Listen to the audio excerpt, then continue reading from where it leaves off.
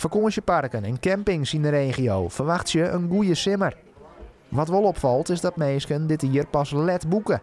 In tegenstelling tot de oorronde jaren. De kist wel van jezelf uitgaan. Vroeger dan ging je januari, ging je als varen in juli, augustus. Wij gaan we heen op vakantie. Nou, en door de corona denken we toch dat mensen een beetje voorzichtiger worden binnen. En dat ze zeggen van nou, we wachten eerst wel even de mei hier toch. Hoe het eruit ziet met qua reservering is natuurlijk anders dan de afgelopen 2 jaar. Door corona zaten we toen echt al heel snel helemaal vol.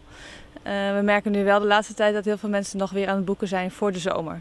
Misschien komt het door het mooie weer, misschien komt het door chaos op Schiphol.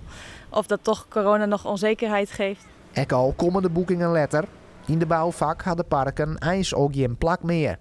Naast buitenlandse toeristen komen ook weer een soort Nederlanders naar Friesland.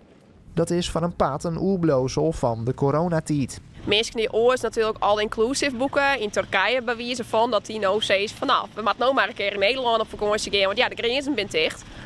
Dus dat kunnen we wel vernemen dat we krijgen wat een type gasten hebben. Deze simmer wordt hoe dan ook een nieuw meetpunt van vakantieparken. Het kind wordt eens de basis worden. Van hoe mensen de komende jaren vakantie vieren. Ik denk wel dat naar een nieuw normaal gaan. Ik denk niet dat we helemaal teruggaan naar het oude van voor corona. Mensen zijn veel meer bewust van vliegen. En misschien gaan mensen wel veel meer gewoon in Nederland op vakantie. Het is lekker dichtbij. Als het mooi weer is Nederland echt wel een heel prachtig land. En dan heb je niet alle stress van het vliegen, rijden om op vakantie te gaan.